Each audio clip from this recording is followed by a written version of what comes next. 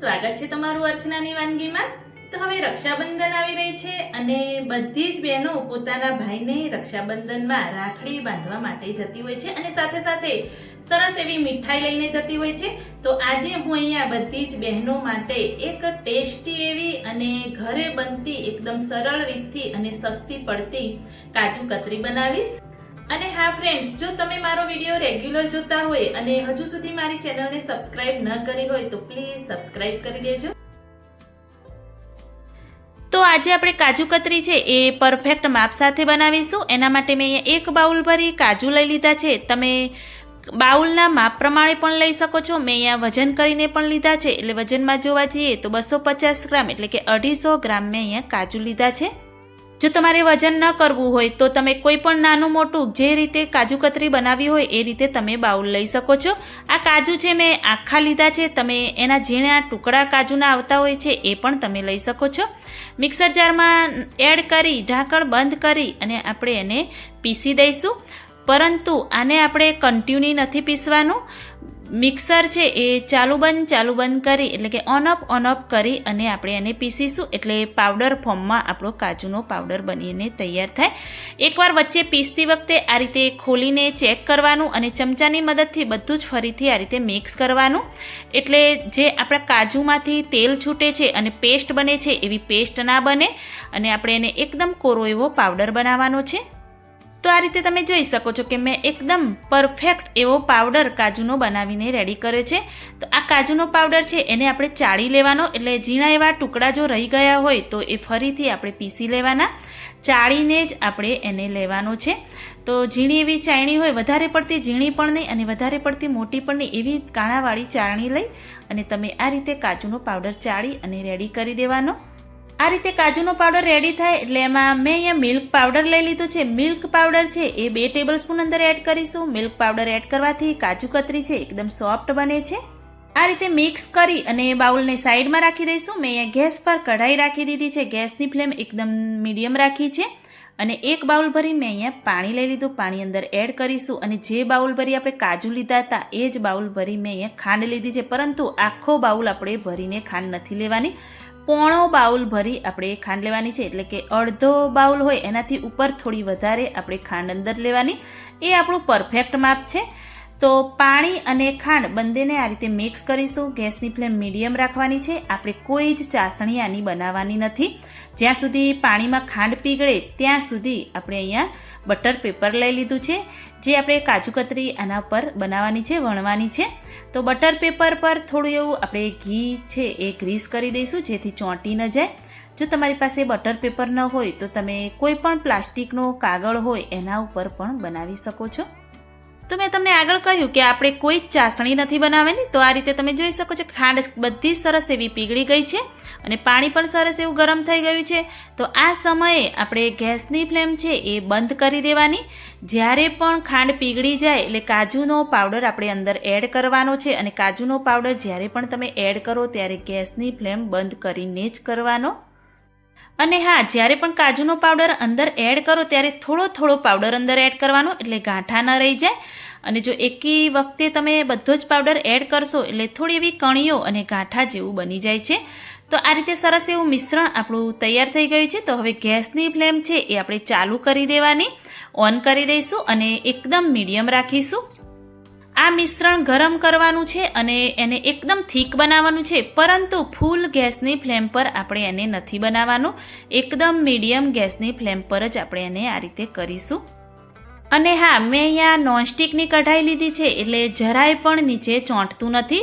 પરંતુ જો તમારી પાસે નોનસ્ટિક કઢાઈ ન હોય તો તમે કોઈ જાડા તળિયાવાળી કઢાઈનો ઉપયોગ કરવાનો, જેથી નીચે ચોંટે નહીં અને આ રીતે સતત એવું હલાવતા રહેવાનું, એટલે નીચે ચોંટે પણ નહીં અને નીચે દાજી પણ ન જાય।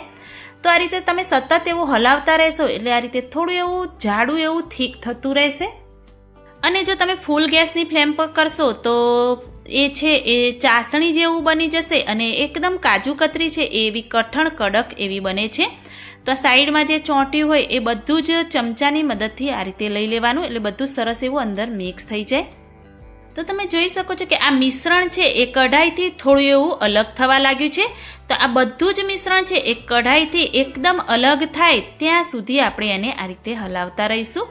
તો થોડું થોડું આ રીતે અલગ થતું રહેશે એટલે તમારે એકદમ કન્ટિન્યુ એવું એને હલાવતા રહીશું. તો હવે આપણે ચેક કરીશું કે આપણું મિશ્રણ પરફેક્ટ બન્યું છે કે નહીં. તો આ રીતે પ્લેટમાં લઈ અને થોડું એવું ઠંડુ થાય પછી એને આપણે ચેક કરીશું.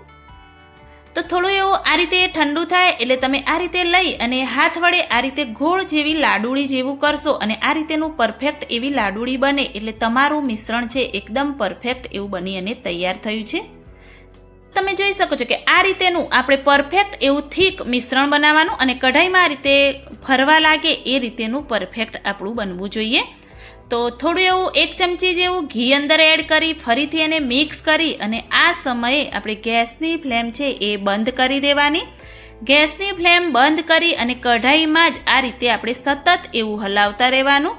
કઢાઈ થોડી એવી ગરમ હશે એટલે ફરીથી આ મિશ્રણને સરસ એવું આપણે ગરમ કરતા રહીશું અને જ્યાં સુધી કઢાઈ થોડી ગરમ હોય ત્યાં સુધી આપણે એને હલાવવાનું. તમને લાગતું હશે કે ગેસની ફ્લેમ બંધ કરી દીધી, હજી તો મિશ્રણ ઢીલું છે, પરંતુ થોડું એવું ઠંડુ થશે એટલે પરફેક્ટ એવી આપણી કાજુ કતરી બનશે. તો આ મિશ્રણને આપણે એક બાઉલમાં લઈ લઈશું અને થોડું હલકું એવું આપણે એને ઠંડુ થવા દઈશું. થોડું નોર્મલ ઠંડુ થાય એટલે એને આપણે હાથ વડે આ રીતે મસળી દેવાનું. તો તમે જોઈ શકો છો કે ઠંડુ થયું એટલે થોડું એવું કઠણ પણ થઈ ગયું છે. તો જો થોડું એવું હાથે તમે આ રીતે મસળો અને ચોંટે તો થોડું એવું હાથે આપણે ઘી લગાવી દેવાનું એટલે જરાય પણ ચોંટે નહીં. અને લોટ આપણે જેમ બાંધીએ એમ એને મસળી અને એકદમ કુમળો એવું બનાવી લીચ્છું એવું બનાવી અને તૈયાર કરવાનું. તો બહાર હલવાઈ જેવી જ કાજુ કતરી બનીને તૈયાર થાય છે. તમે આ રીતે પરફેક્ટ માપથી બનાવશો તો ટેસ્ટ પણ એવો જ આવશે.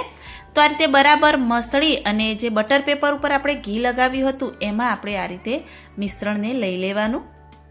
તો હાથ વડે થોડું એવું આ રીતે ફેલાવી દેવાનું. જેટલું હાથ વડે ફેલાવાય એટલું આપણે પહેલાં તો હાથ વડે ફેલાવી અને વેલણમાં થોડું એવું ઘી લગાવી અને આપણે એને વણીશું જેથી ચોંટી ના જાય. જો ચોંટે તો ઉપર પણ તમે પ્લાસ્ટિકનો કાગળ રાખી અને વણી શકો છો. તો આ રીતેનો મોટો એવો રોટલો બનાવી અને આપણે રેડી કરવાનો. વધારે પણ જાડી નહીં અને વધારે પતલી પણ નહીં, એ રીતેની થિકનેસ તમારે રાખવાની. તો આપણે બહાર હલવાની દુકાનથી જે કાજુ કતરી લાવતા હોઈએ છીએ એ ઉપર થોડું એવું સિલ્વર કે ગોલ્ડન વર્ક આવતું હોય છે. મેં એનો ઉપયોગ નથી કર્યો. જો તમને ગમે તો તમે એને લગાવી શકો છો. એ શાઇનિંગ માટે અને દેખાવ માટે જ આવતું હોય છે, પરંતુ આપણે ઘરે જ ખાવી છે, આપણે જ ખાવી છે તો એની કોઈ જ જરૂર નથી. અને તમારે એ લેવું હોય તો તમને હલવાઈની દુકાનમાં કે ઓનલાઈન પણ તમે પરચેસ કરી શકો છો. તો આ રીતે ચાકુની મદદથી કે કટરની મદદથી આપણે કાજુ કતરી જેવો શેપ સરસ એવો આપી દીધો છે. એને થોડું એવું હલવું ગરમ હશે એટલે એને ઠંડુ થવા દઈશું.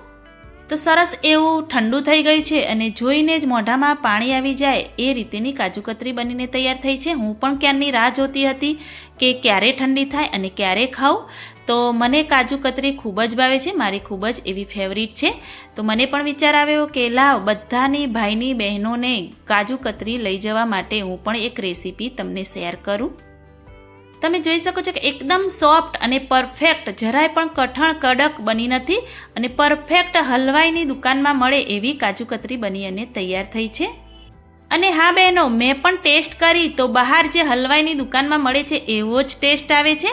એટલે તમે પણ તમારા ભાઈ માટે રક્ષાબંધનમાં મીઠાઈ લઈ જવા માટે એકવાર આ કાજુ કતરી બનાવીને ચોક્કસથી ટ્રાય કરજો અને મને કમેન્ટમાં જરૂરથી બતાવજો કે મારી આ રેસીપી તમને કેવી લાગી.